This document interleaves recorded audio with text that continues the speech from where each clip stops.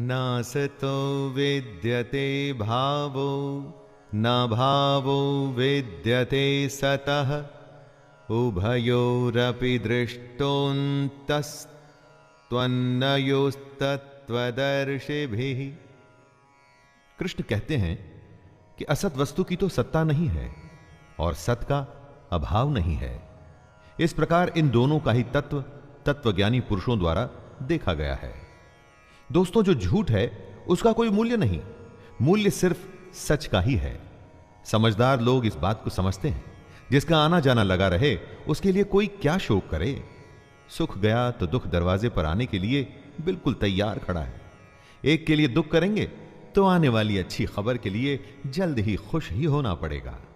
लेकिन अगर आप ज्ञान को समझें तो पाएंगे कि ये दोनों भाव झूठे हैं, इनका कोई मूल्य नहीं। मूल्य है तो सिर्फ आत्मा का, जो निरंतर है और सिर्फ वही सच है। अविनाशी तु तद्विद्धि येन सर्वं इदं ततं विनाशमव्ययस्यास्य न कश्चित् कर्तुमर्हति। नाश रहित तो तू उसको जान जिससे ये संपूर्ण जगत दृश्य वर्ग व्याप्त है। इस अविनाशी का विनाश करने में कोई भी समर्थ नहीं है। मतलब परमानेंट सिर्फ वही है जिसमें ये पूरा जगत, पूरी दुनिया समाई हुई है, जो सबसे बड़ा सच है। बाकी सब कुछ आता जाता रहता है, सिर्फ ये सच्चाई ही हमेशा के लिए है। इस बात को समझने में डिफिकल्टी आ सकती है। ऐसा भी लग सकता है कि समझ नहीं आई, लेकिन इसको समझे बिना कोई हल भी तो नहीं है। हमारी आत्मा ही दुनिया की सबसे बड़ी सच्चाई है। यही आत्मा हमारे भीतर है, और जब यह आत्मा बाहर है तो पूरी दुनिया जो हमें दिखती है ना, वो भी इसी में समाई हुई है।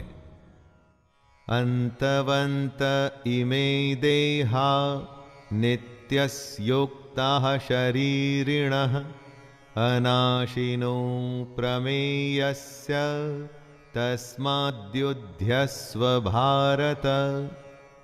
सबसे बड़ी सच्चाई है हमारी आत्मा, जो मरती नहीं। बाकी सब कुछ हमारा शरीर या हमारे भाव हैं जो मर जाते हैं।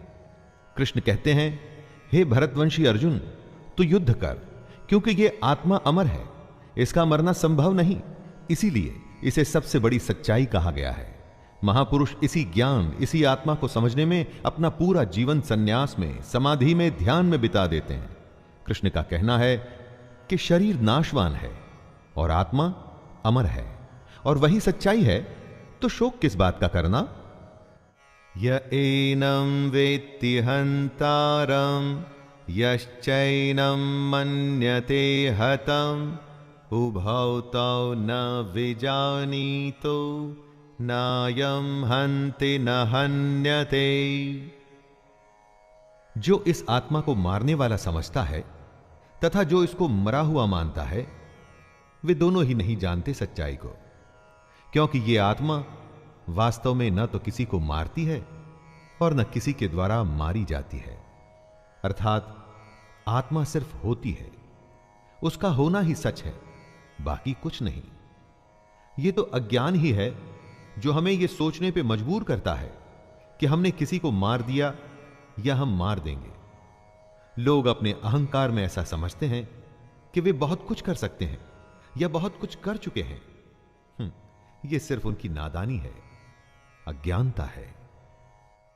न जायते म्रियते वा कदाचिन्नायं भूत्वा भविता वा न भूयः अजो नित्यः शाश्वतोऽयं पुराणो न हन्यते हन्यमाने शरीरे।